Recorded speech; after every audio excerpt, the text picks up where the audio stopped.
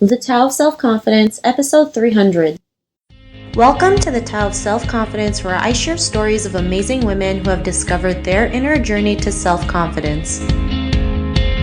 Visit our website at thetaoofselfconfidence.com. Your inner journey to self-confidence awaits. Well, hello friend. Welcome to the Tao of Self-Confidence, where I share stories of amazing women who have discovered their inner journey to self-confidence. I'm your host today, Sheena Yap Chan, and today I have a phenomenal lady on the show today. She is a voice actress and also a podcaster, so I'm really excited to have her on and share her story with us. So without further ado, I'm going to introduce you to Brenda Joan Wong. Brenda, how are you today? Maybe you can fill in a little bit more about yourself to our listeners.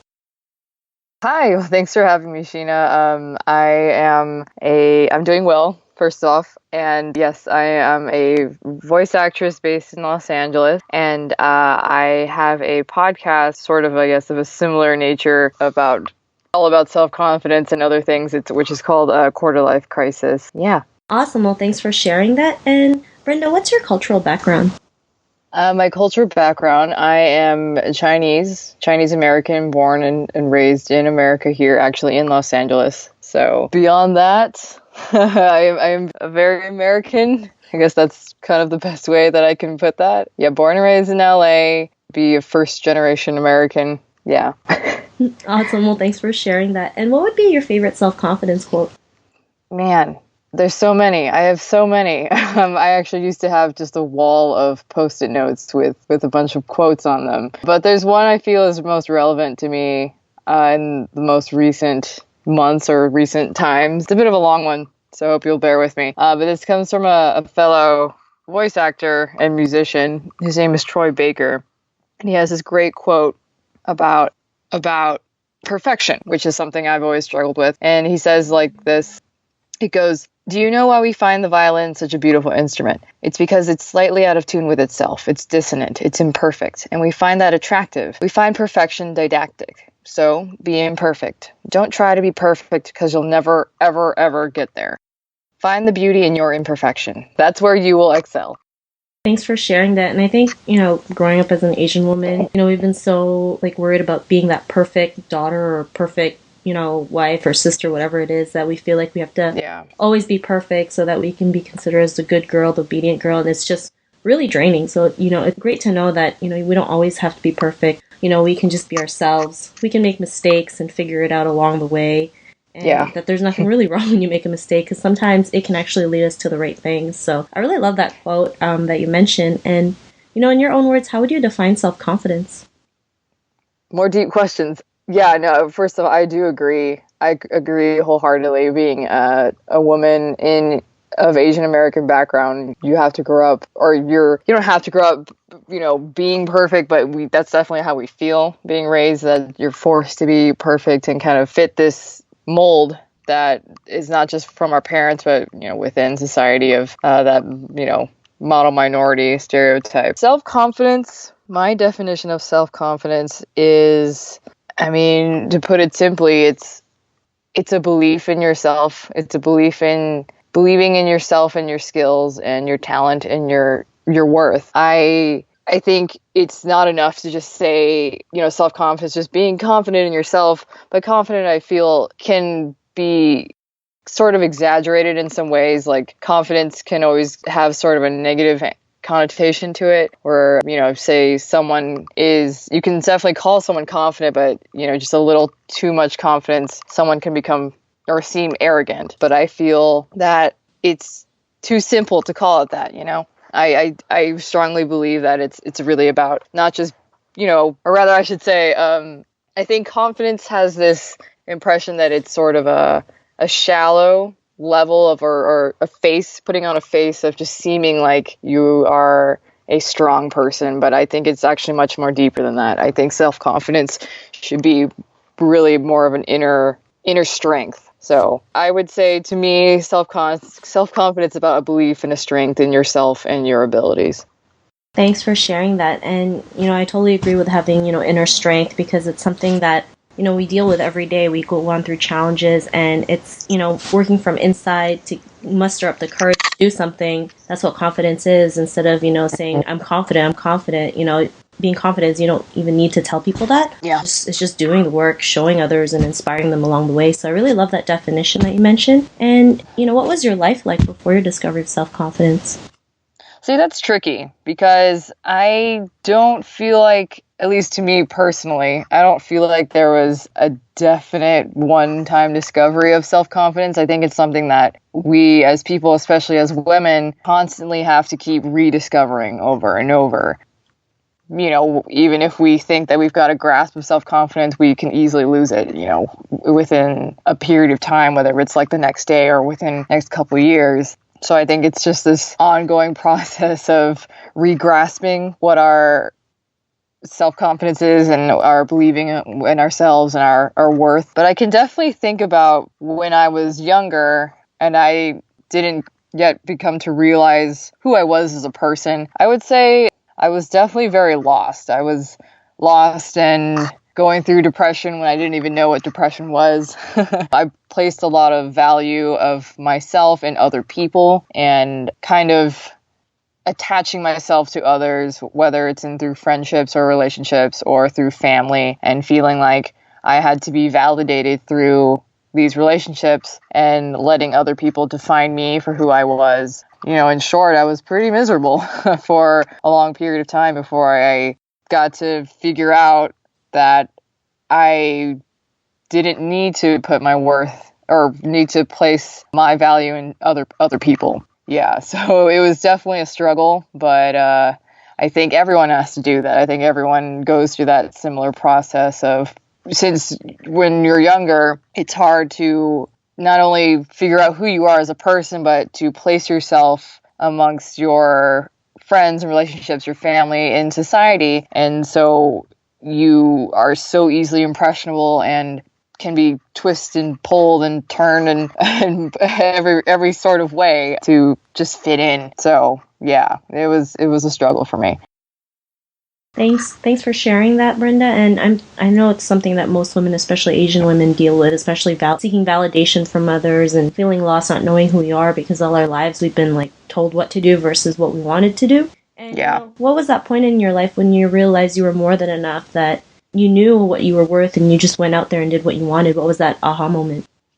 Another good question. Again, I do feel that I had several of these aha moments. I think they came at different periods of my life. I would say each one was sort of relating to a different, I guess, category of my life. Like the first one was definitely more of a emotional, interpersonal level of, I remember in high school, just being so depressed and really self-pitying myself because, of course, it involved a boy. And, when you go through that, one first really hard breakup, and as a girl who, in high school, again, as an Asian woman, feeling the immense pressures of having to succeed and the physical pressures of being feminine and feeling desirable and that weird sexual tension of puberty and things.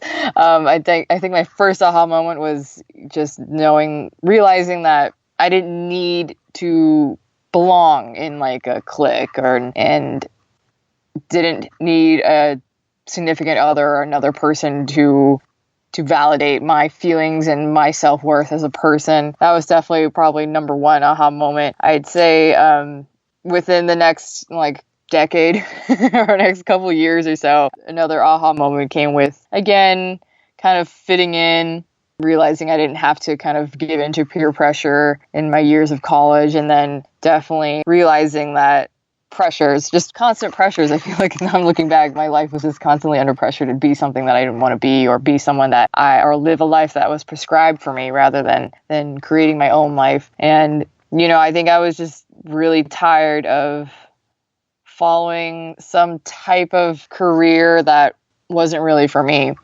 And specifically, I've been an artist my entire life in the form of just visual arts and self-expression in some kind of form. And I'd say the most complete aha moment in the most recent years is just realizing I didn't want to live this life of the sort of classic suburban life of I need to be living or working in an office and having a nice salary, a comfortable life. That wasn't for me, and sort of selling myself out or selling my soul to people who didn't believe in me or really saw my full potential as a person, not just in my work. And understanding that even though I was told and I was told and taught that this was the life that I was supposed to be living, whether it was for myself or for my family, my parents, that I would be okay if I didn't live that kind of life. If I instead went a different route, not going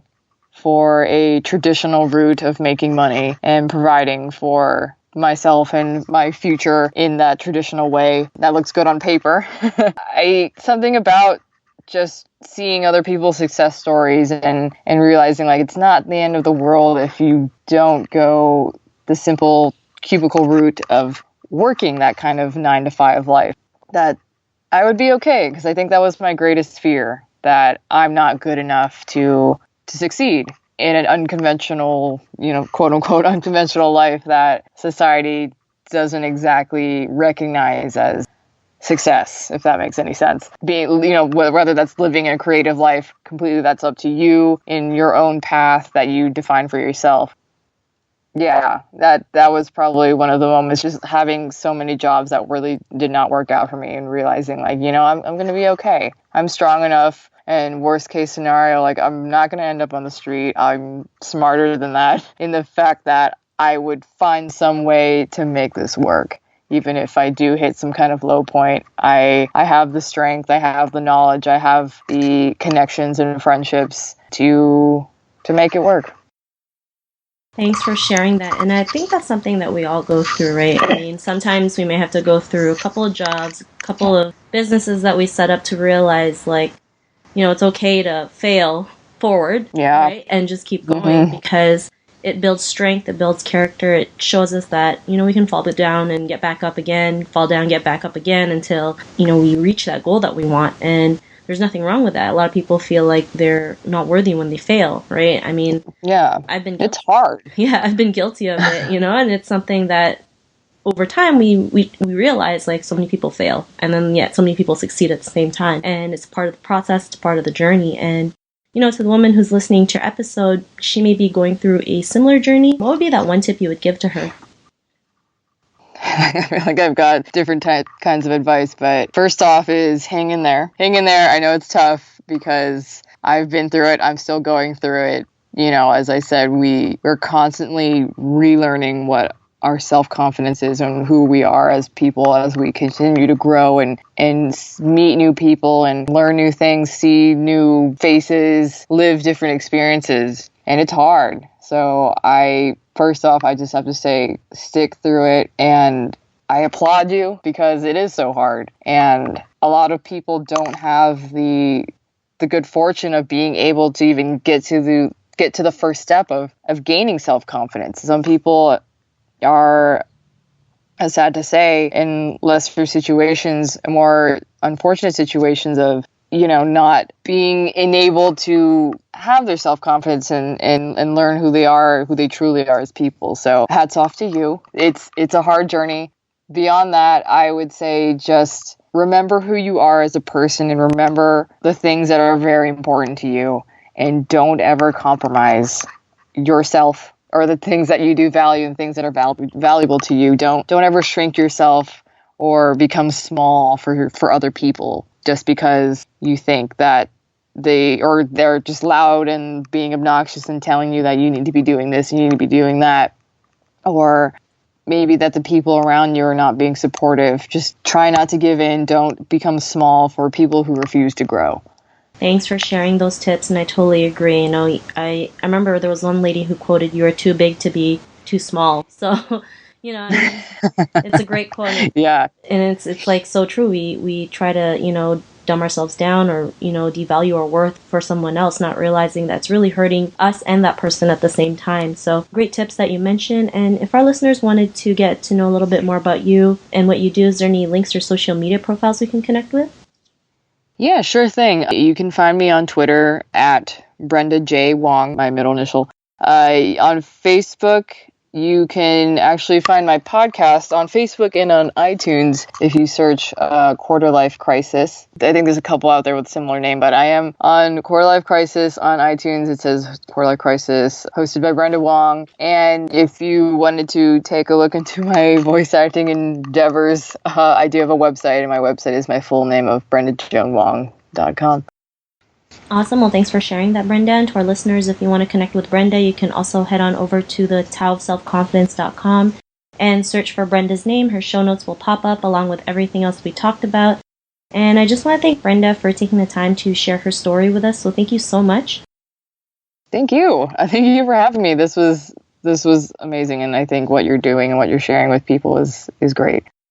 Not a problem. It was really an honor to have you on and share your story. So thanks again. And to our listeners, be on the lookout for another new episode of another amazing woman's journey to self-confidence. And we'll talk to you soon. Bye for now. Thank you for tuning in to another amazing episode of the Tao of Self-Confidence. Want to learn how you can use podcasting to market your business? Download your free report by visiting our website at thetaoofselfconfidence.com. Your inner journey to self-confidence awaits.